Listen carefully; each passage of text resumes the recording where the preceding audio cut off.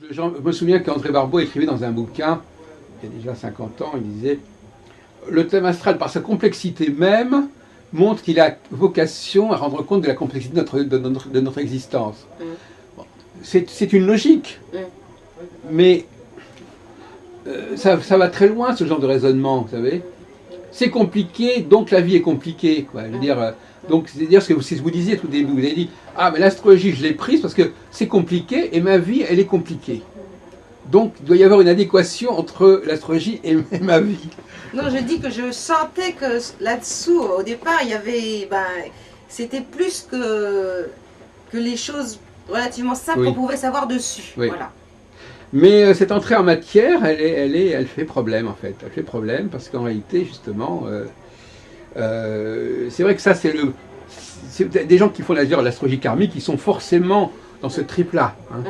C'est-à-dire, forcément, il faut expliquer beaucoup de choses, et même des choses qui ont eu beaucoup de répercussions, mais qui sont parfois au départ totalement mineures. Hein. C'est-à-dire qu'un incident comme ça, qui aurait pu être évité, va marquer la vie de la personne toute sa vie. Hein.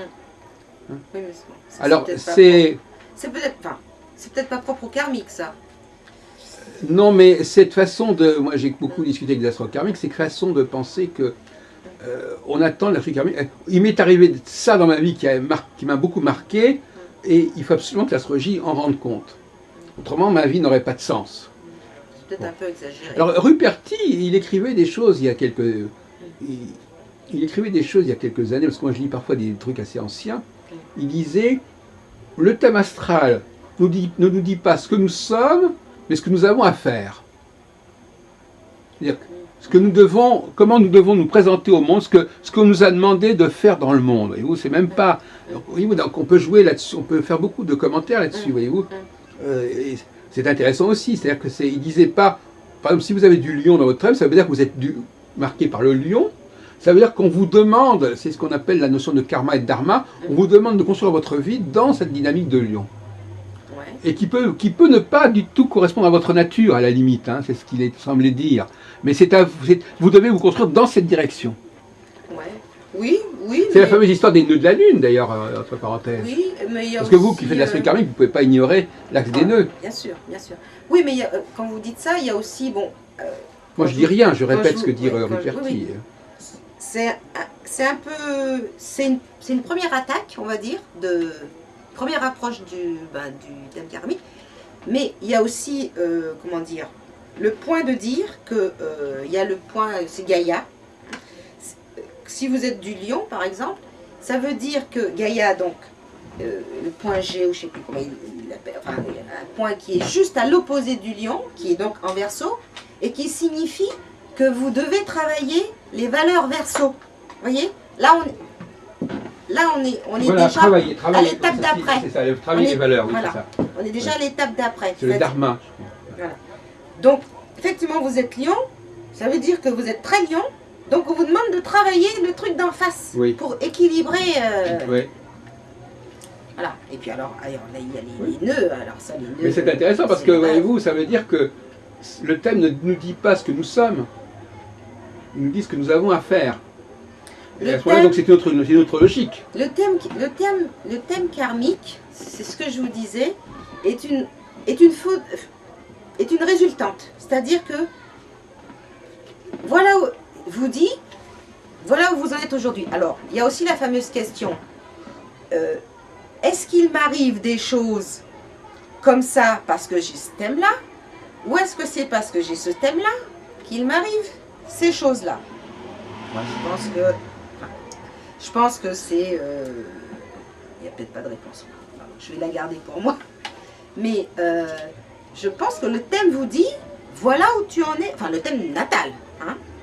Après, 60 ans après, qu'est-ce que vous en avez fait de votre thème natal? C'est ce que je vous disais. C'est ce que disait Pierre Lassalle. Si je peux vous dire, dans 5 ans, avec tel passage de telle planète sur tel cycle, sur tel point récepteur de votre thème, que vous allez réagir comme ça, si je suis capable de vous dire que vous réagissez effectivement comme ça veut dire que vous êtes toujours en train, chaque fois qu'on appuie sur ce bouton-là, d'avoir cette réponse-là.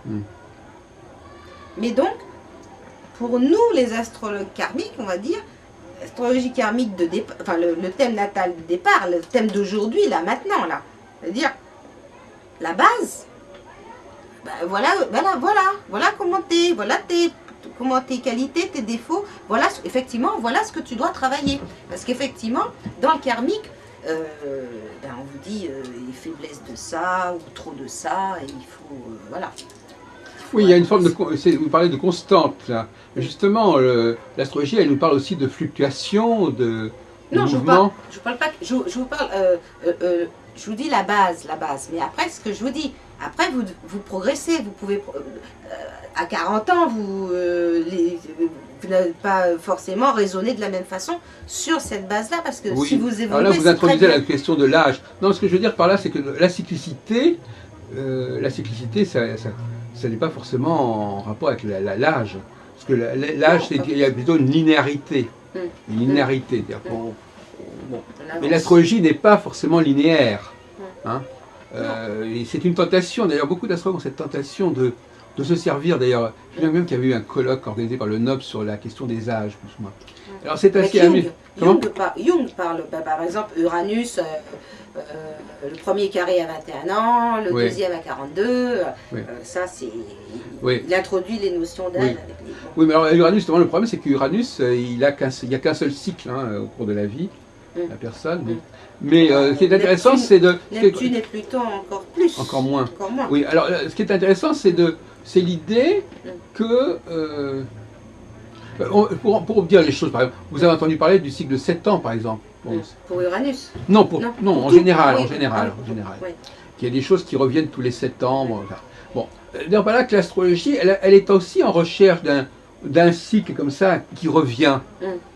Parce que ce qui est intéressant, c'est de dire aux gens, voilà, parce que prévoir, au fond, n'est possible que si les choses reviennent.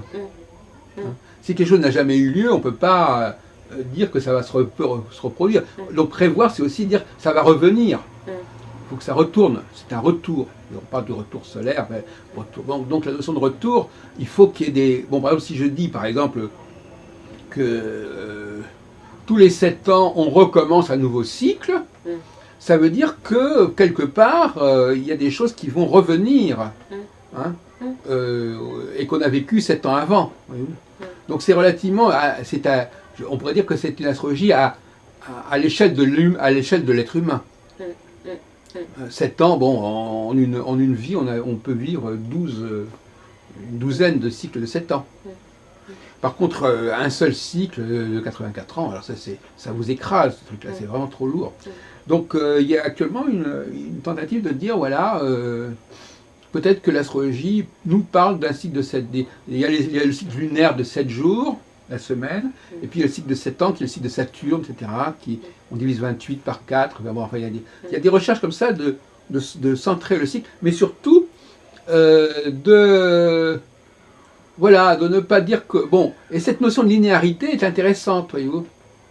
Croire que les choses sont irréversibles, que les choses avancent avec le temps.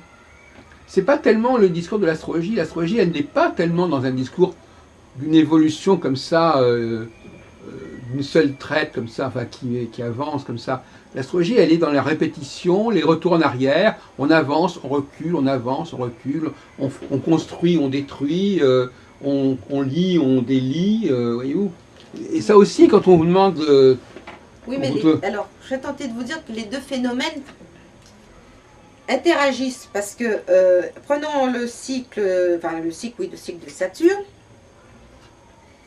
Bon, le premier carré à 21 ans, mais la personne grandit. Le deuxième carré à 42 ans, c'est-à-dire qu'il y a à la fois le cycle et la personne le cycle qui se reproduit, et aussi en même temps la personne qui avance dans la vie.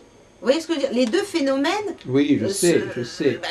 Mais malgré tout, malgré tout, le poids de l'âge, il ne faut peut-être pas l'exagérer non plus. Hein. L'astrologie, justement, elle est d'abord, premièrement, parce que simplement, l'humanité, elle vit ceci depuis des siècles, des millénaires, et donc c'est la question de l'âge de l'humanité. on peut croire à l'ère du Verseau, etc. Mais enfin, je veux dire, ou la fin du monde, mais enfin, je veux dire, il y a beaucoup de, je sais pas, par exemple, les saisons, c'est les saisons. Il y a des choses comme ça qui se reproduisent indéfiniment, et il n'y a pas forcément de progression. Hein. Les choses sont comme elles sont. Les femmes sont toujours les femmes, les enfants sont... Enfin, je veux dire, il y a des choses comme ça qui ne... Il y a un éternel féminin, il y a un éternel masculin, à travers les millénaires, à travers les siècles même, à la limite. Par exemple, faire un enfant, c'est à peu près toujours la même chose qu'il y a 5000 ans. Hein. Bon. Oui, oui. Non, mais je pense qu'il y a... Alors, il y a le côté technologique. On est un peu influencé par la technologie. Comment ? Je pense que les saisons sont toujours les saisons, mais ça a un peu changé quand même. Elles sont moins marquées, enfin bon. Oui, non, mais je sais bien, je sais bien. Il y a peut-être les éternels féminins et masculins, mais je suis pas sûre qu'on vive de la même façon. Non, mais il y a des gens qui ne veulent pas, il y a des gens qui ont un problème avec leur propre passé. C'est ça la difficulté. C'est un sujet qui peut-être vous est délicat, mais c'est un problème. Non, mais je veux dire qu'il y a des gens qui n'ont pas envie de se persuader, ils ont une sorte de progressisme. Ils veulent que la condition des femmes change, que la condition des émigrés change, que la condition des personnes, enfin n'importe quoi. Ils veulent que ça change et ils voient dans le monde des changements. Ils voient que il y a des progrès techniques, et voilà. Donc ils se polarisent sur cette idée que les choses changent. Et ils veulent que l'astrologie rende compte de ce besoin de changement. Et inversement, alors effectivement, ce qu'on appelle il y a une instrumentalisation de ce qu'on appelle l'instrumentalisation astrologique. Quand on fait de l'astrologie, on met l'astrologie au service de cette conception qu'on attend des temps meilleurs, qu'on attend que les choses ne soient plus comme elles ont pu être dans le passé, etc. Voilà. Donc ça, c'est bon. Effectivement, comme vous me le disiez justement, oui, moi je suis. C'est pas que je ne crois pas à ça. Je ne veux pas que l'astrologie soit mêlée à ça, ce qui est tout à fait différent. Mêlée à ça, c'est à quoi ? Qu'elle se mette au service de ce genre de calcul idéologique. Voilà, c'est ça. Oui. L'astrologie est porteuse elle-même de changements cycliques, mais elle n'est pas responsable des changements de l'humanité, des changements de société. Vous savez, quand on voit bien à quel point les choses reviennent, même les grands enjeux géopolitiques, les grands empires, enfin tout ça, ça a toujours été, ça recommence, rien ne change. On est souvent prisonnier du moment immédiat. On dit maintenant les choses sont comme ça. Bon, vous savez, en 1920, 1930, on croyait que les choses étaient comme ça, et puis 10 ans après, ils ont été encore autrement. Donc, si vous voulez, l'idée qu'on a franchi un cap et qu'on ne reviendra plus là-dessus, même dans sa propre vie, il y a vraiment des gens qui se sont dit à tel âge, bon, maintenant je ne vivrai plus de vie de grand amour. Et puis finalement, quelques années plus tard, ils revivent un amour, qui peut être encore plus puissant que Donc cette idée, ou alors j'ai tel âge, donc c'est l'âge de la retraite. L'astrologie, elle n'est pas là pour nous parler de ça. Au contraire, elle est là pour faire contrepoint à cette impression.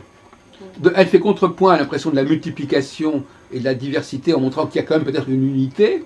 Elle fait contrepoint à l'idée que les choses changent en montrant que quelque part elles ne changent pas tant que ça, pas plus que le jour alterne avec la nuit ou l'hiver avec l'été, etc. C'est ça l'ambiguïté. L'astrologie nous parle du changement, mais elle nous parle d'un changement cyclique, donc un changement qui n'est pas un vrai changement. Hein? Si on construit et reconstruit, c'est pas un vrai changement, mais c'est un changement quand même. Alors sous prétexte qu'elle parle de ce changement-là, on veut lui faire dire qu'elle parle des changements définitifs de société, de civilisation, etc. Bon, moi, personnellement, je suis extrêmement peu favorable à cette idée-là, mais bon, je ne vais pas vous convaincre, je dis simplement qu'il y a d'autres façons de voir les choses.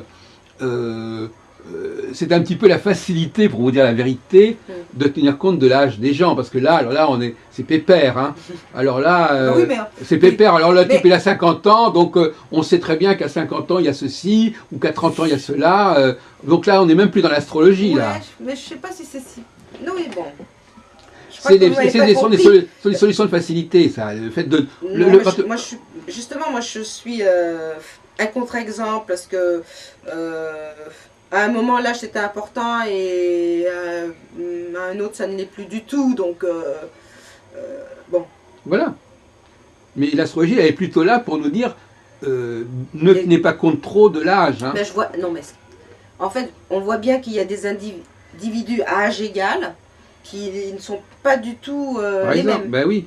Non, mais je suis tout à fait d'accord. Oui. Non, mais ce que je veux dire, non, mais quand je vous disais 21 ans, 42 ans, comme vous disiez que, comment dire, il y a l'astrologie individuelle et puis il y a la vie, il y a la vie collective, il y a la collectivité.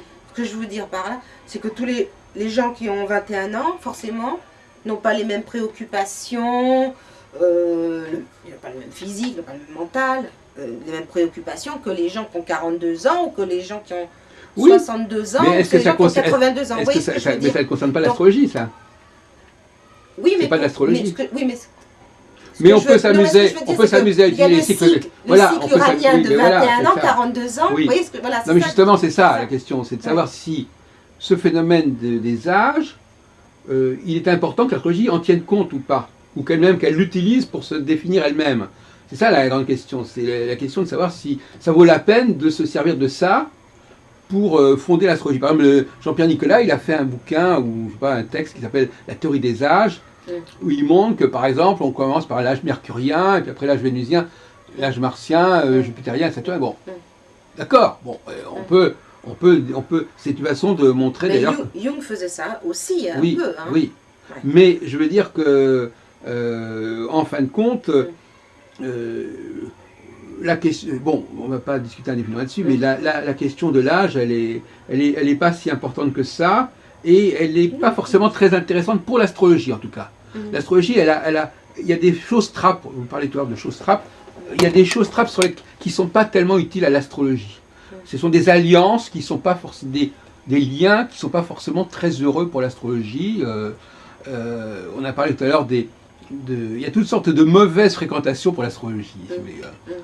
Des fausses bonnes solutions qui sont, on dit, ah oui, c'est bien pour l'astrologie, qu'elle puisse s'appuyer là-dessus. Puis après, on s'aperçoit que le cas de Pluton, par exemple, vous savez que on connaissait l'histoire de Pluton. Hein, en 2006, on a déclaré que c'était plus une planète comme les autres, etc. Bon, donc, on croit s'appuyer sur quelque chose, et puis après, on s'aperçoit que c'est assez mouvant.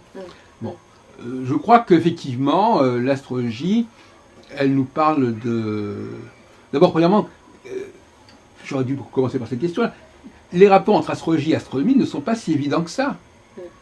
C'est-à-dire qu'on les a oubliés, on les a perdus. On les a perdus parce qu'à l'origine, ils étaient... Enfin, c'est d'abord l'astronomie, je pense, qui a existé avant l'astrologie, où elles ont coexisté très...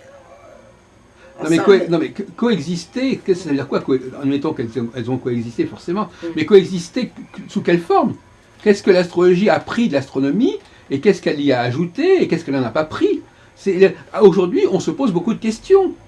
À l'époque de Le Noble, enfin dans les années 60, on était convaincu que bon, voilà, il y avait le système solaire et que le système solaire c'était un tout et qu'il fallait forcément que l'astrologie confère des fonctions à toutes ces planètes et à tout ce qui touchait dans le ciel. Il fallait que... Parce que c'est ça un petit peu. Hein, du moment que ça existe astronomiquement, il faut que astrologiquement on ait quelque chose qui corresponde.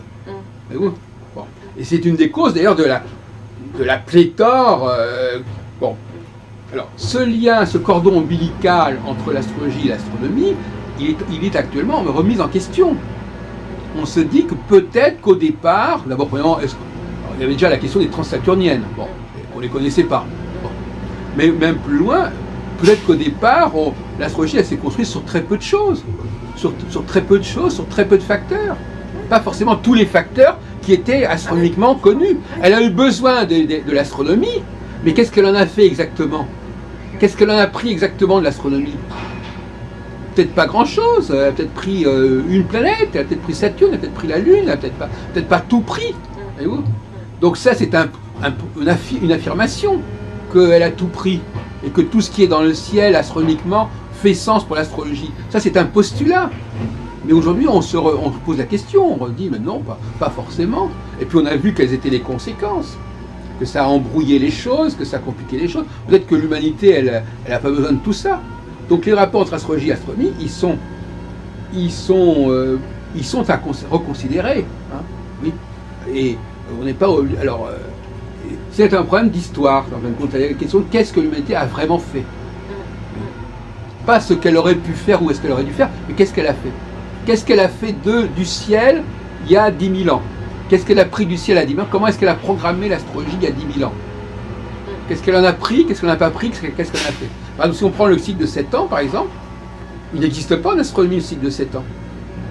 Il y a un cycle de 28 ans, mais 28 ans, c'est 4 fois 7. Donc, la question qu'on se pose, est-ce que l'astrologie n'aurait pas décidé qu'on allait diviser le cycle de Saturne en 4 temps? On n'est déjà plus dans l'astronomie. On est déjà dans une astronomie qu'on retravaille pour qu'elle corresponde à quelque chose qui intéresse l'humanité, voyez-vous.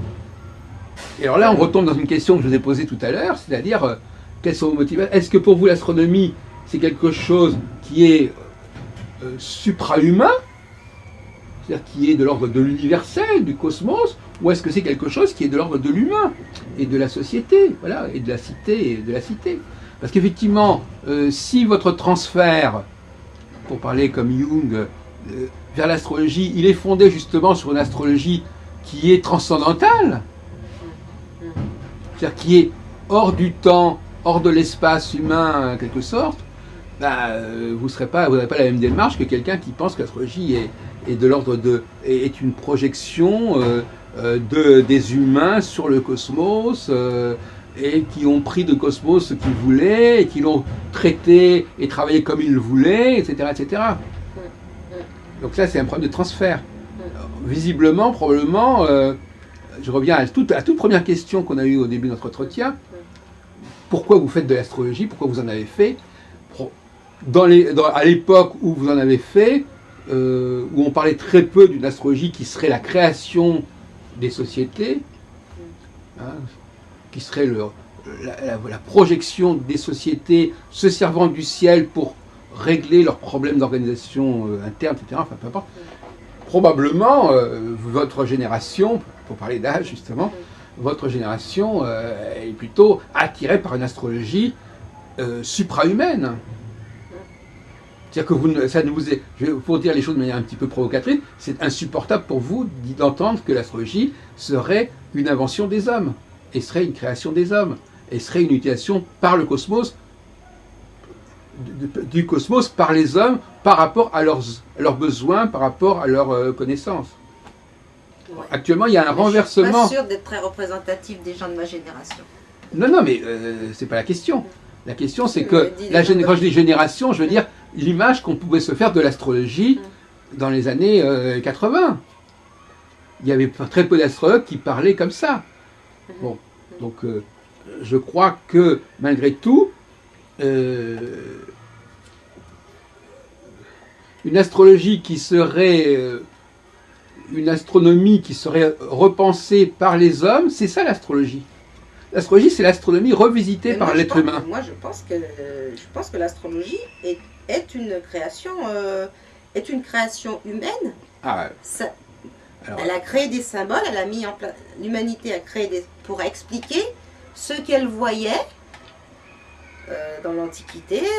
Voilà, elle a mis tout ça en forme. Moi, voilà, c'est pour ça que je vous dis, je ne suis pas sûre d'être très représentative. Attendez, je ne sais pas si on s'est bien compris. Des années 60. Non, mais attendez, ce qu'elle voyait, c'est-à-dire quoi ce qu'elle voyait? Ce qu'elle observait dans le ciel. Ah oui, mais alors justement, ce qu'elle observait dans le ciel, mais justement, la question de savoir ce qu'elle a gardé de ce qu'elle observait. Ah, ça. C'est ça la question. C'est pas là, c'est la différence entre l'astronomie et l'astrologie. L'astronomie, elle observe le ciel, et l'astrologie, elle se demande ce qu'elle va prendre du ciel pour l'humain, pour les sociétés humaines. Donc ne confondons pas astronomie et astrologie. L'astronomie, effectivement, elle observe. Oui, l'astrologie, elle n'observe pas. L'astrologie, elle n'observe pas, elle institue. Vous dites que vous êtes juriste. Eh ben, l'astrologie, c'est une loi que les hommes ont établie en se fondant sur un certain nombre de calendriers, en se fondant sur un certain nombre de cycles, mais uniquement au prorata de leurs besoins. Hein, si vous avez besoin de... Par exemple, imaginons qu'on veuille fixer les élections présidentielles sur la base de je ne sais quel phénomène cosmique, eh ben on va en prendre un qui correspond à ce dont on a besoin. On ne va pas prendre 36. Si on a envie de terminer un cycle, on ne va pas en prendre 36, on est d'accord. Hein, voilà, bon, c'est ça le problème. Si l'humanité a voulu se servir de l'astronomie pour établir un cycle majeur, un cycle central, autour duquel elle s'organiserait, elle n'a pas eu à prendre tout ce qui existait astronomiquement. Oui, bien sûr. Et oui, c'est ça. Et donc, effectivement, la question de savoir qu'est-ce qu'elle a pris et qu'est-ce qu'elle n'a pas pris. Et Jean-Pierre Nicolas et Yves Le Noble, ils sont convaincus que tout est à prendre. Tout ce qui est dans le système solaire est à prendre. Depuis Mercure jusqu'à Pluton, il n'y a aucune raison de ne pas les prendre tous. Donc ils ont une optique qui n'est pas centrée sur l'humain, voyez-vous. Elle est une optique c'est plus de l'astronomie que de l'astrologie à la limite, voyez-vous. Or actuellement, on voudrait que l'astrologie casse son lien, son cordon ombilical avec l'astronomie, pour qu'elle retrouve son autonomie et qu'elle détermine exactement ce qu'elle veut faire de l'astronomie et qu'elle ne soit pas obligée d'être à la traîne, ou même, je dirais presque, fouiller les poubelles de l'astronomie. Parce que finalement, Pluton, c'est les poubelles de l'astronomie. C'est-à-dire que c'est un truc que les astronomes ont pris, puis après ils l'ont rejeté, bon, etc. Donc c'est-à-dire qu'il ne faut plus observer, il faut plus s'occuper de Pluton dans les thèmes ou... De toute façon, Pluton, on ne le connaissait pas. On le connaissait pas dans l'Antiquité. De toute façon, là, vous êtes obligé d'entrer dans une. Alors là, on est en plein dans l'histoire d'une astrologie qui évolue là. L'humanité évolue, donc on a découvert de nouvelles planètes qui rendent compte de cette évolution. Là, on est dans un trip évolutif qui n'a rien à voir avec l'astrologie au départ, parce qu'on ne connaissait pas Pluton. On connaissait le dieu Pluton, mais on ne connaissait pas la planète Pluton. Vous le savez, parce qu'on a découvert Pluton en 1930. Bon, on le voit et on le voit pas Pluton, de toute façon. Bon. Donc, oui, bien évidemment, et ça c'est pas nouveau, il y a des astrologues, même l'astrologie hindoue a toujours refusé d'utiliser les planètes au-delà de Saturne. Donc ça c'est déjà un point. Donc le thème qui est un fourre-tout où on met toutes les planètes, bon, effectivement, c'est une des raisons de plus pour se poser des questions sur le thème. Il y a l'opposition entre le thème et le cycle. Ce sont deux notions qui sont distinctes. L'astrologie du thème, vous faites le thème, et le thème, vous avez tout dans le thème. Toutes les planètes à un moment X. Le cycle, c'est... voilà, vous avez une certaine planète, et vous la suivez. Il n'y a pas de thème. Vous suivez cette planète, et vous avez des événements qui se succèdent au fur et à mesure du cycle qui se développe. Alors que le thème, c'est une espèce d'espace privilégié. Voilà, on fait le thème à un moment donné, et puis... Oui, mais si vous... le cycle... Alors, mettons... Et quand je dis le cycle, ça veut dire... C'est pour ça que j'ai employé le singulier. Mais le cycle... donc, il n'y a plus... Dans ce que vous dites, il n'y a plus de maison, il y a plus... Il y a au moins le signe. Parce que là, vous dites... Non, il n'y a pas forcément le signe non plus. Alors, par exemple, vous faites un cycle de quoi? On va dire Neptune, Vénus-Neptune, par exemple. Non, on n'est pas obligé de combiner les planètes entre elles. Un cycle de Neptune, mais alors vous dites que ça va intervenir dans la vie de quelqu'un ou pas? Sur quoi? Où? Vous voyez ce que je veux dire? Ça va retentir où? Puisqu'il n'y a plus de thème. Il n'y a plus de zodiaque. Non, il n'y a plus de zodiaque, mais il y a des éléments il y a ce qu'on appelle les étoiles. Ah oui, vous faites truc sur les étoiles. Oui. D'accord. Mais alors à ce moment-là, vous dites que ça résonne chez moi ou chez vous, sur quelle base? Ou ça résonne pas? Alors justement, c'est ça la question, c'est que le cycle lui-même, il est identique pour tout le monde, sur le plan structurel. Mais en revanche, il y a différentes humanités, enfin, il y a différentes humanités, si on peut dire, voilà. C'est-à-dire qu'en fin de compte, ce qui fait la différence entre nous n'est pas astrologique. C'est des éléments qui sont extra-astrologiques. Entre nous, individus? Oui, entre nous, entre vous et moi, par exemple. Enfin, bon, ce n'est pas l'astrologie qui rend compte de nos différences. Mais nos différences pèsent sur notre rapport à l'astrologie. C'est-à-dire qu'effectivement, par exemple, si je dis par exemple qu'à un moment donné, le cycle passe par une phase X, bah, cette phase X, elle ne sera pas forcément favorable à tout le monde. Mais comment le saurez-vous? Je veux dire... Mais écoutez, vous êtes une grande fille. Il y a d'autres façons de savoir les choses. Ah oui, mais non, mais on est en dehors de l'astrologie, là où on y est toujours. Parce que je veux dire, une astrologie qui est observatrice, mais qui ne dit pas, je veux dire, elle dit pas sur... Donc il n'y a plus de... C'est pas grave, là c'est les travaux, c'est pas grave. Ouais, ça va passer, je pense. Donc, ouais, donc il n'y a pas... Attendez, continuez, il continuez. n'y a plus de, comment dire, il n'y a plus de... Je dirais pas de prédiction, mais... Si, attendez, je vais vous donner un exemple. On va prendre un exemple pour faire comprendre. Imaginons que je dise que, par exemple, ça dépend du signe que vous avez. Non, imaginons, pédagogique. Imaginons que vous avez par exemple 12 signes, et qu'à un moment donné, je dise, ben voilà, ça sera valable pour les gens qui sont de tel signe. Bon. Donc c'est pas vous individuellement, mais vous êtes de ce signe-là, voyez-vous. Donc c'est un peu de cette catégorie. C'est-à-dire que vous apprenez à une catégorie, et selon cette catégorie, vous êtes plus ou moins favorisé par le cycle. C'est pas votre thème qui vous dit ça, c'est votre thème. En l'occurrence, oui, si c'est bon, j'ai pris cet exemple parce que c'est pas vraiment un bon exemple, mais c'est un exemple pour faire comprendre. Si, par exemple, prenons un exemple simple. Vous êtes une femme, et je dis, cette phase-là, elle n'est pas tellement favorable aux femmes.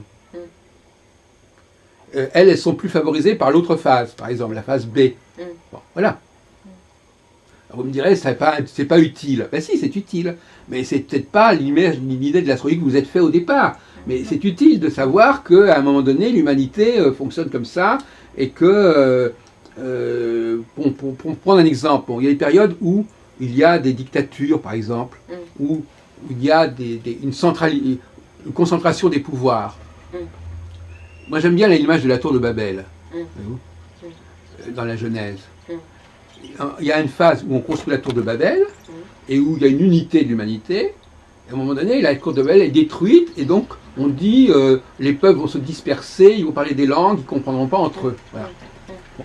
Ça, c'est très représentatif du cycle. De même que, par exemple, vous avez aussi dans la Bible, il y a les vaches maigres et les vaches grasses. À un moment donné, au bout de tant d'années, les vaches maigres vont manger les vaches grasses. Donc il y a beaucoup de choses dans la Bible qui nous parlent d'une certaine idée de l'astrologie. Hein. Bon, une astrologie très ancienne, entre parenthèses. Donc, si vous voulez, ça, ce sont des choses simples. Quand Joseph dit à Pharaon, tu dois accumuler, entasser du blé, parce qu'après, il y aura une période mauvaise, etc. Voilà, bon, ben, c'est une philosophie de l'astrologie. Bon. L'humanité, vous serez d'accord avec moi que l'humanité, elle a quand même plus besoin qu'on comprenne déjà comment elle fonctionne en tant qu'humanité qu'au niveau individuel. Mais d'accord là-dessus, quand même. L'individu, bon, il y a toutes sortes de façons. Pour que les gens se débrouillent individuellement, ben, on n'a pas besoin de l'astrologie. Par contre, au niveau de l'humanité, il y a quand même un manque. Hein. Soyons honnêtes. Si l'humanité a besoin de l'astrologie, c'est plutôt au niveau collectif qu'au niveau individuel. Hein, il y a toutes sortes de façons de s'en sortir individuellement, de comprendre l'individu. Enfin, je veux dire, l'humanité en dessous. De toute façon, le problème individuel, c'est un problème qui est insoluble. Je veux dire, bon, voilà, les choses. Il y a la psychanalyse, il y a tout ce qu'on veut, enfin, on peut faire ce qu'on veut. Et puis l'individu, c'est quelque chose qui échappe à la science, quelque part, l'individu. Tellement il est complexe, tellement il est lié à des accidents, des contingences, etc., que c'est quelque chose qui est un objet d'étude qui est quasiment insaisissable. Hein, bon. Donc, l'individu biologique non, pas biologique. Il n'y a pas d'individu biologique de toute façon. Vous, en tant que femme, qu'est-ce que c'est que votre individu biologique? Non, mais je veux dire le corps. Non, mais vous n'êtes pas. Non, mais vous n'êtes pas. Au niveau de notre corps, on est bien conscient qu'on n'est pas unique en notre genre, quand même. Hein. Oui, non, mais je veux dire, vous dites que ça échappe à la science. Ce qui arrive au niveau de la vie d'une personne, oui. Mais biologiquement, non, bien évidemment pas. Mais biologiquement, on est beaucoup moins. Biologiquement, alors là, vous êtes en plein dans le mythe. Biologiquement, il n'y a pas un nombre énorme de différences. Il n'y a pas un nombre de classifications énorme. Hein. En dehors du fait d'être un homme et une femme, il n'y en a pas tellement d'autres de classifications, à part la question de l'âge ou éventuellement de la race. La couleur des cheveux. Comment? La couleur des cheveux. Oui, c'est ça. Non, mais je veux dire, ou des yeux aussi, pendant qu'on y est. Ou même à la limite du groupe sanguin, enfin, peu importe. C'est-à-dire que biologiquement, quelque part, vous avez raison, quelque part l'astrologie, elle nous parle elle est en rapport avec la biologie, effectivement. Plus qu'avec, en limite, c'est au niveau biologique, au niveau de notre ADN, au niveau de nos récepteurs sensoriels, de ce que nous captons, des signaux que nous sommes capables de capter ou pas capter, que, donc effectivement, une alliance entre une cyclicité astrologique et les données biologiques de base, effectivement, est considérée comme très positive. Hein. En revanche, l'alliance avec la psychologie, bon, et même pour parler d'un autre sujet qui est le problème des 12 signes, vous savez qu'en réalité, les 12 signes, c'est une extrapolation par rapport aux 4 tempéraments. L'humanité avait développé, à l'époque, bon, on avait une certaine habitude à un moment donné de classer l'humanité en 4 grandes familles. Bon. Et puis à un moment donné, on a dit, ah ben non, pour des raisons que je passe, on a dit, oh ben non, c'est pas suffisant, on va multiplier par 3. Et donc on est passé de 4 à 12. Mais en réalité, à l'origine de la classification des 12 signes, il y a les 4 tempéraments. Et les 4 tempéraments, les 4 éléments, vous les 4 éléments, après que vous avez 4 éléments, vous dites, voilà, ben, pour chaque élément, il y aura 3 signes, et vous passez de 4 à 12. C'est pour ça qu'il y a 3 signes de feu, 3 signes de terre. Mais au départ, c'est les 4 tempéraments, c'est-à-dire que c'est la base de la typologie astrologique, c'est les 4 tempéraments, les 4 humeurs, etc. Le reste, c'est des extrapolations, de même que par exemple les 12 signes, il semblerait que historiquement, au départ, c'était d'abord les quatre saisons, voilà, les quatre phases de la Lune. C'était pas le 12. Le 12 n'est pas premier en astrologie. Il n'est pas précurseur en astrologie. Il vient dans un deuxième temps. En réalité, l'astrologie était fondée sur les 7 planètes. Elle était fondée sur le 4. Mais le 12 est arrivé tardivement. Donc l'astrologie du 12... tout à l'heure, je parlais comme ça, je disais, bon, finalement, définir un cycle en 12 temps, c'est beaucoup. Hein, et si, quand vous en irez des cours d'astrologie, convainquez vos élèves qu'il y a 12 temps successifs pour que les choses fassent leur tour, etc. Il vaudrait mieux que vous essayiez sur les 4 temps, déjà, c'est pas mal, mais alors 12, voyez-vous, c'est lourd à porter, il y a des trucs, il y a des boulets comme ça, les 12 signes, le thème natal, tout ça, c'est lourd à transporter, et c'est une astrologie qui est lourde, alors il se construit une astrologie plus légère, et plus ergonomique, si vous voulez, c'est-à-dire que les gens comprennent plus facilement, que les gens utilisent plus facilement, parce qu'au bout du compte, Madame Nuevo, même dans la consultation, au fond, il y a que la personne la mieux placée pour appliquer l'astrologie, c'est elle-même, à elle-même. Et même pour les... Bon. Donc, l'astrologie ne peut pas se substituer véritablement à la personne. Il ne peut pas. C'est vain. Alors, comme il a construit une astrologie extrêmement compliquée, il ne peut pas la transmettre. C'est ça le drame. Il ne peut pas transmettre quelqu'un qui me dit j'ai appris, il faut 3 ans, comme Madame Lagriffoul l'autre jour, il faut tant d'années pour... Bon. Une fois que vous avez dit ça, ça veut dire que, bon, c'est pas transmissible. Mais à partir du moment où vous avez simplifié l'astrologie, que vous l'avez décantée, que vous l'avez élaguée, là, vous avez un outil que vous pouvez transmettre. Or, au XXIe siècle, les gens seront on attend de plus en plus des gens. Il faut que les gens se débrouillent eux-mêmes. Les gens, ils ne veulent pas qu'on leur prenne par la main. Par exemple, vous lancez un ordinateur ou un portable, il faut que les gens savent s'en servir. Ils ne vont pas aller voir tous les matins quelqu'un en service après-vente pour savoir comment ça marche. On n'en est plus là. Quand on a une voiture, on n'a pas besoin d'un chauffeur. Or, l'astrologie, on est resté au stade de la voiture avec chauffeur. Vous savez, alors, voilà, oui, d'accord, attendez, non, mais moi, je ne vous apprends pas à conduire, je vous prête le chauffeur, et puis, il vous accompagnera. Non, c'est fini, ça. Alors, soyons effectivement dans notre temps. Non, l'astrologie de l'ère du Verseau, c'est une astrologie que chacun peut comprendre, utiliser, appliquer lui-même. Et d'ailleurs, entre parenthèses, les 12 signes zodiacaux que les gens, bon, tout le monde connaît son signe, les gens font leur petite cuisine à eux aussi. Hein. Bon, c'est pas très satisfaisant les 12 signes, de toute façon. Mais je veux dire que les gens, ils attendent quelque chose de simple. Quelque chose qu'ils utilisent facilement. Alors l'astrologue qui s'échine à se mettre à la place d'une autre personne, et c'est pareil dans le domaine historique. Qu'est-ce que vous voulez, un astrologue, tout d'un coup, il dit, je vais étudier Napoléon, je vais étudier... Mais qu'est-ce qu'il connaît de Napoléon? Par rapport à un spécialiste, il ne connaît rien. Donc, il va être obligé de faire le travail à sa façon. Il va s'obliger. C'est un peu la bonne à tout faire. C'est-à-dire qu'il va être obligé. On ne peut pas se substituer aux gens. Il faut que l'astrologie soit suffisamment il faut qu'un historien puisse utiliser l'astrologie, sans être astrologue. Que le client... bon, alors évidemment, c'est embêtant pour la profession astrologique.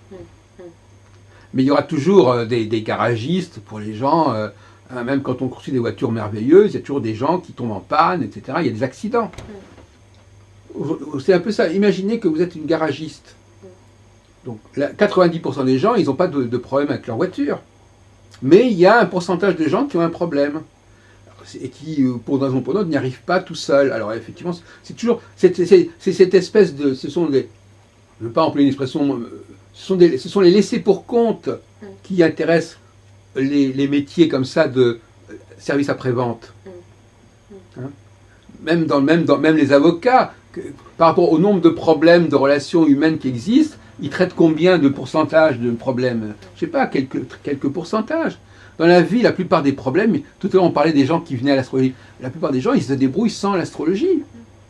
Tout simplement parce que même les cycles, on peut les calculer astrologiquement, mais même les cycles, les gens, ils les sentent. Ils les sentent passer eux-mêmes. Ils sentent que les choses sont en train de s'arranger, ils sentent que les choses sont en train de se dégrader, ils sentent ces choses-là. De toute façon, ils les sentent peut-être pas avec l'anticipation qu'on pourrait avoir en astrologie, et qu'ils pourraient avoir s'ils acquéraient l'outil, mais ils les sentent quand même. Donc, on peut simplement améliorer leur ressenti. Mais c'est tout. Donc, effectivement, il n'y a pas de problème. On va vers un outil, on va vers des outils qui sont ergonomiques, qui sont faciles à comprendre, dans lesquels on entre tout de suite, et on peut pas, on n'est plus dans... Donc c'est une profession, très franchement, aujourd'hui, il faut vraiment être très lucide sur cette profession. Hein, une profession qui est... de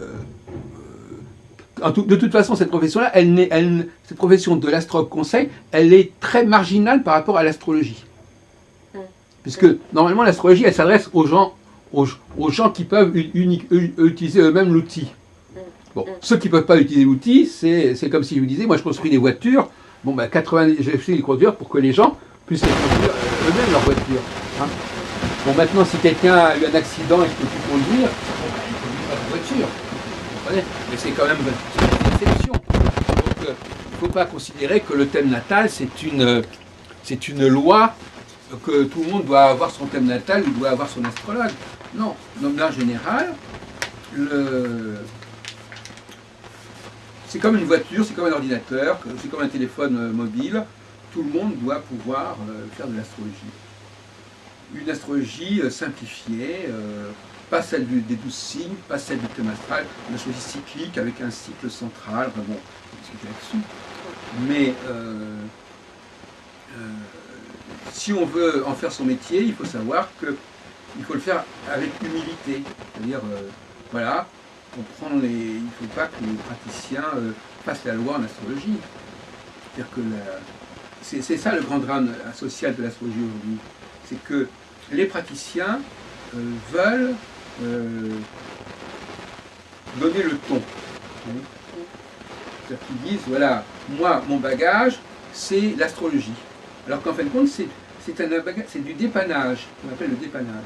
C'est-à-dire que les gens qui, pour une raison ou pour l'autre, il y a un truc qui s'est détraqué, qui ne fonctionne pas, et on les aide.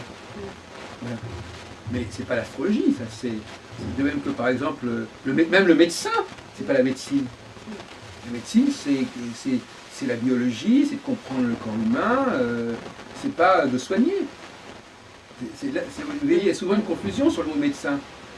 Le prix Nobel de médecine, c'est pas quelqu'un qui guérit ses malades. C'est quelqu'un qui a élaboré de nouveaux médicaments ou qui a développé une nouvelle théorie sur le corps humain. C'est pas le petit médecin de quartier qui va guérir de la grippe ses clients. Donc c'est très curieux parce que dans le mot médecin, il y a vraiment une très grande ambiguïté. C'est la même ambiguïté qu'avec l'astrologie. Il y a le médecin et il y a les chercheurs en médecine. Et il y a l'astrologue et les chercheurs en astrologie. Et, ou si on veut, il y a l'industriel qui réfléchit sur le global, qui établit des lois, et puis il y a le détaillant qui a une relation avec le client, ou même le restaurateur qui va préparer des petits plats, comme ça. c'est l'opposition entre le restaurateur et le cultivateur, par exemple. Le cultivateur, lui, il va essayer d'avoir de meilleurs, des meilleurs bétails, de la meilleure viande, des meilleurs produits. Le restaurateur, lui, il fait sa petite cuisine, il fait ses petits trucs, voilà, il fait avec ce qu'on a. Bon, s'il n'y a pas assez de viande, il va mettre de la farine, enfin, je veux dire, il va. Vous savez que, enfin, moi j'aime beaucoup cette question culinaire, mais la plupart des plats qui sont connus dans l'histoire de la cuisine sont des plats de pauvres, ça s'appelle la table du pauvre.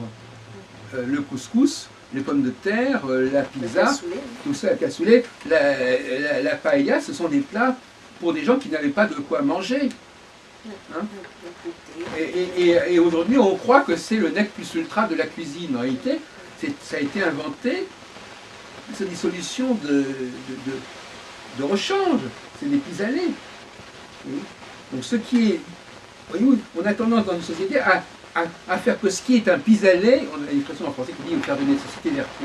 Donc ce qui est un pis-aller qu'on n'utilisait que dans des cas extrêmes, on en fait une raison d'être. Voyez-vous?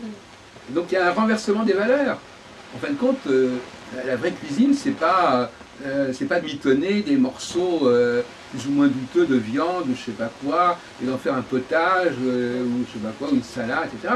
La vraie cuisine, aujourd'hui d'ailleurs, on le dit aujourd'hui, les restaurateurs disent, c'est le bon produit. C'est le bon produit, c'est la bonne viande. C'est pas une. Regardez, par exemple, vous allez dans un restaurant chinois. Comment? Ce qui n'est plus évident, oui, tout ce qu'on entend. Mais quand on regardez, prenez la cuisine chinoise, c'est une catastrophe la cuisine chinoise. Je veux dire, c'est tout le temps, tout est trafiqué. Tout est en beignet, tout est en rajouté. Qu'est-ce que c'est que cette cuisine? C'est une cuisine de fait avec des restes. Quand vous achetez, moi quand je vois par exemple des enfants manger des petits pains au chocolat au lieu de manger du raisin, je trouve ça lamentable. Or même dans une société sophistiquée aujourd'hui occidentale, les mères souvent donnent à leurs enfants des produits de la malbouffe. Ils achètent des croissants, ils achètent du pain, ils mangent des sandwichs. Et qu'est-ce que c'est? Une nourriture de... Elle est acceptable quand les gens n'ont rien d'autre. Mais comment se fait-il que des nourritures qui soient de ce type-là soient au nom de la culture, au nom de la tradition, se perpétuent dans un monde qui n'en a plus besoin? Ce sont des savoirs ce sont des méthodes qui n'ont plus de raison d'être en France, par exemple. Parce que les gens ne prennent plus le temps. Non plus. C'est pas compliqué de manger une pêche. Je veux dire, alors évidemment, ça tâche. On fait plus de saleté en mangeant une côtelette qu'en mangeant un biscuit, je sais pas quoi, que ça fait plus de fumée. Enfin, on va dire qu'il y a des inconvénients. Mais les femmes, alors les mères portent une responsabilité dans tout ça. Parce qu'elles. C'est-à-dire que celles qui travaillent, bon. Justement, alors. Malgré tout, même quand je travaille, quand je rentre le soir, bon. Prendre le temps, quoi. C'est vrai que. Moi, je connais bien le problème. Mes filles ont une vingtaine d'années, donc très attirées par la malbouffe, comme vous dites. Ben, moi, je me bats pour faire de la cuisine, comment dire, de la cuisine familiale à la maison. Comme ça, on ne pourra pas dire que je n'aurais pas donné de solution. Et je les préviens, enfin surtout souvent, je les préviens. Mais qu'est-ce que c'est que la cuisine familiale, Lovely? La cuisine de choses que je vais au marché, voilà. Se rapprocher de plus en plus des plats simples, on sait ce qu'il y a dedans. Voilà. Oui. Mais d'ailleurs, quand on va actuellement, on est dans un quartier de marché, il y en a tous les jours ici, on voit beaucoup de gens qui vont, mais curieusement, ce sont souvent des étrangers qui vont acheter. C'est ça qui est le pire. Hein. Il y a des gens qui insistent, qui vont acheter vraiment le vrai produit comme ça, mais il y a des gens qu'on ne voit pas.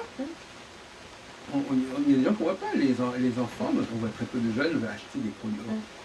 On voit très peu d'adolescents dans les marchés. Alors là, on les voit dans les supermarchés acheter des paquets de biscuits, je ne sais pas quoi, mais on ne les voit pas acheter une pêche, du raisin, etc. Bon, eh bien, ça vous paraît une digression, mais c'est aussi parce que l'astrologie aussi, elle vit ça. C'est-à-dire qu'il y a il y a une astrologie de dépannage qui a été inventé parce que justement on n'observait plus tellement le ciel, on ne suivait pas tellement les cours des planètes, alors on avait pris comme ça, on dit voilà, ben, on va regarder ça une fois, puis après ça ne sert pas pour tout. Enfin, il y a des solutions de facilité, il y a des solutions de... C'est le fameux ersatz, quand on parlait pendant l'occupation allemande, ils avaient inventé ce mot ersatz qui voulait dire un truc à la place de, un succédané. Alors voilà, donc ça remplace, on n'a pas ça. Moi je dis, l'Occident a inventé des plats très, très subtils, comme les pizzas, les paellas, les couscous, mais qu'ils donnent ça au tiers-monde. Et qu'eux-mêmes, ils mangent correctement. Ils ont inventé des trucs qui permettent de ne pas mourir de faim, tant mieux. Mais on n'en est pas là. À Paris, il n'y a aucune raison pour que les gens mangent de la paella ou des pizzas. La pizza, par exemple, c'est n'importe quoi, la pizza. Typiquement le plat du pauvre, alors un truc de pauvre, et puis on met des restes de légumes ou de je sais pas quoi qu'on a trouvé n'importe où et qu'on n'ose même pas manger tel quel. Et où, donc effectivement, il faut être lucide. Et l'astrologie, effectivement, il y a une astrologie riche qui doit sonder sur qui est une astrologie cyclique. Et c'est curieux que l'astrologie du thème astral, qui est une astrologie de remplacement comme ça d'appoint, qui est surtout, on l'a dit, il me semble, un support, que cette astrologie, elle continue à exister. Parce que si vous, et de même que par exemple, l'astrologie, elle s'est faite en plusieurs temps. Alors il y a eu des hauts et des bas, elle est cyclique. Il y a eu des choses qu'elle a faites quand elle était au 5e dessous. Bon, ben, c'est tout. Est-ce que les gens, est-ce qu'on doit garder des trucs qu'on a inventés? Je sais pas, quelqu'un, par exemple, imaginons par exemple qu'il y ait une pénurie, bon, ben, on trouve une solution pendant la pénurie. Mais qu'est-ce qui se passe si on continue, alors que la pénurie est terminée, on continue à utiliser les méthodes de la pénurie? Ce qui est pénurie doit rester le temps de la pénurie. Et quand on n'est plus dans la pénurie, eh ben, on n'a plus besoin de pénurie. Même par exemple, en 1914, il y avait tellement d'hommes qui mouraient au front, on a demandé aux femmes de travailler dans les usines. Une fois que la guerre est terminée, le pli a été pris. Et ça a entraîné sans la Première Guerre mondiale, on n'en serait peut-être pas là à ce niveau-là. Il y a eu tellement de milliers, de centaines de milliers d'hommes qui sont morts au front qu'on a été obligés, etc. Donc il y a ça c'est les leçons cycliques. Le cycle, on est en phase, une phase, vous disiez vous-même, phase haute, phase basse. Ben voilà, donc en phase haute, il y a les valeurs les plus nobles. Et puis en phase basse, ben, on se débrouille avec ce qu'on a. On fait avec ce qu'on a, on bricole. Et effectivement, ça c'est un sujet assez délicat, mais effectivement, il y a des gens qui sont plus doués pour justement remplacer ce qui n'est pas par des choses qui ressemblent, plutôt que d'inventer de nouvelles choses. Voyez-vous ce que je veux dire? Je ne sais pas si vous voyez ce que je veux dire. C'est qu'effectivement, entre quelqu'un qui invente l'avion, par exemple, les gens qui ont construit les premiers avions, c'était pas une obligation. Il y avait pas, bon. Et ceux qui ont trouvé un moyen de remplacer un produit par un autre, bon, c'est pas la même chose. Donc quand on remplace un produit par un autre, par un produit de moins bonne qualité, c'est parce que, voilà, on n'a pas le choix. C'est la fameuse histoire des topinambours et des rutabagas pendant la Première Guerre mondiale. Les gens, ils étaient privés de tout, donc ils ont inventé Même par exemple, vous savez, même l'heure de Paris, c'est pas l'heure de Paris, c'est l'heure de Berlin. Oui. Il faut regarder c'est extraordinaire. On est resté à l'heure de Berlin. C'est-à-dire qu'on n'a pas rétabli l'heure. Normalement, on devrait être à l'heure de Londres aussi. Eh bien, comme il y a eu l'occupation allemande, les Allemands avaient imposé à la France l'heure allemande, et on est resté comme ça. Là, vous voulez dire qu'à Paris, c'est la même heure qu'à Berlin actuellement? Et c'est pas l'heure de Londres. Ah ouais. Oui, il y a une heure de c'est que le fuseau horaire de Berlin, il fait comme ça. Ah ouais. Ah ouais. Oui, d'accord. Et donc il n'y a que l'Angleterre qui n'en fait pas partie. Donc en fin de compte, toute l'Europe occidentale, sauf l'Angleterre, est sur le régime de Berlin. On a complètement transformé le fuseau horaire de Berlin à l'époque où l'Allemagne dominait l'Europe. Et on a oublié des tonnes d'électricité en partant. On a jugé bon de laisser les choses comme ça. Donc, alors que ça aurait dû être normalement une solution transitoire.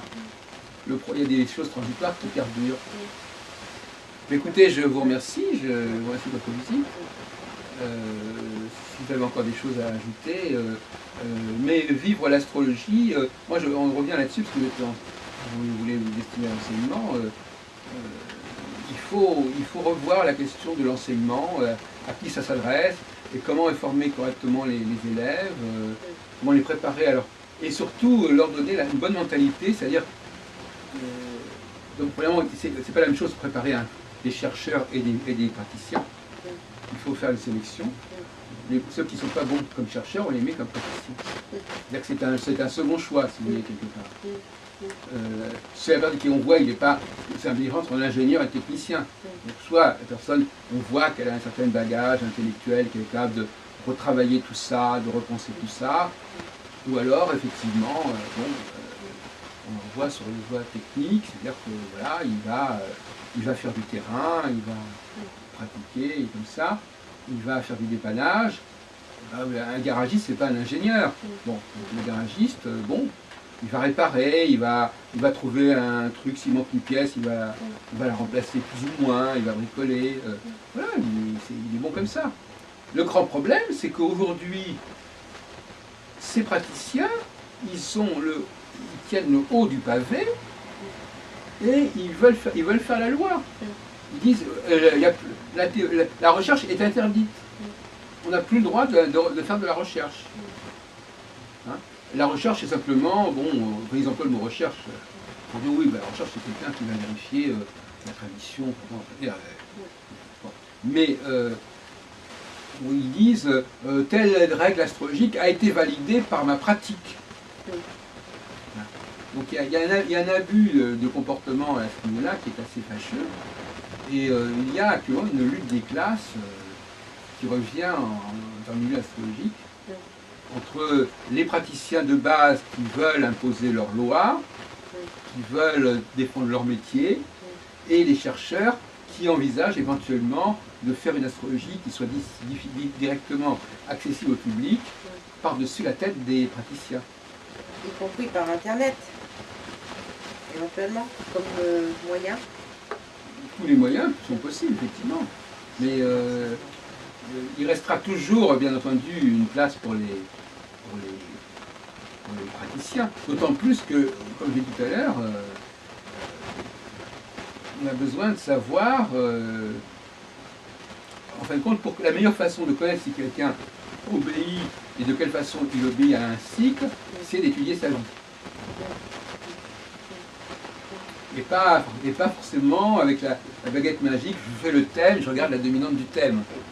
Ça, c'est une solution de facilité. Hein. C'est pas regarder la vie, voir si chaque fois que la planète est à tel moment et qu'elle revient à tel moment, c'est marquant ou pas. Mais le réflexe qui consiste à dire oui, mais le problème, je regardais la dominante du thème, bon, ça c'est pas. Mais le problème, c'est quand on a un consultant. Pour une fois, quoi. On reçoit un consultant en cabinet, on peut pas faire ce genre de... Oui, mais quand vous dites ça, on retombe dans le problème, c'est-à-dire on tombe dans la pénurie. Alors, comme on n'a pas de temps, donc on fait ça. Oui, mais c'est malheureusement la... Voilà, non mais voyez-vous, donc c'est ça. Donc finalement, ce sont des solutions par manque de temps, mais qui sont des solutions comme ça, des solutions de remplacement qui valent ce qu'elles valent, hein, effectivement. D'autre part, je ne suis pas certain qu'il faille... De toute façon, je pense que le mieux, c'est comme on l'a dit, de donner à la personne des notions, et puis elle travaille dessus, et puis elle revient voir, et on en reparle avec cette personne, vous voyez ce que je veux dire. Donc en réalité, le paradoxe, c'est plutôt le contraire. En fin de compte, on explique rapidement le mode d'emploi. Je ne sais pas, moi par exemple, j'ai acheté ce matin un nouvel appareil de téléphone. Bon, j'ai découvert moi-même comment ça fonctionnait. Pas besoin de quelqu'un qui vienne me voir en me disant voilà, je vais vous l'installer et puis je vais vous expliquer comment ça marche. Vous voyez, on en est là. C'est pour ça que quand on commence à dire ah oui, mais voilà, ça c'est un savoir, ce sont des outils, il faut les apprendre, etc. On n'est plus au XXIe siècle là. On traite les gens comme des assistés qu'il faut prendre en main, etc. Aujourd'hui, l'astrologie, il faut qu'elle soit immédiatement. Donc en réalité, contrairement à ce que vous dites, non, on peut expliquer en une demi-heure à la personne comment fonctionne un certain cycle. Et après, qu'elle retravaille dessus, qu'elle revienne éventuellement, mais en fin de compte, on ne peut pas passer des heures à lui expliquer. De toute façon, c'est à elle, on lui explique, c'est comme, je ne sais pas si vous avez par exemple, apprendre le règle des jeux d'échecs, bon, mais c'est tout. Hein. En un quart d'heure, on peut apprendre les règles des jeux d'échecs. Après, il faut apprendre à se servir, etc. Mais je veux dire, c'est pas. Il faut qu'au moins les règles de base, on puisse les expliquer facilement. Et de toute façon, après, c'est à la personne de se prendre en main.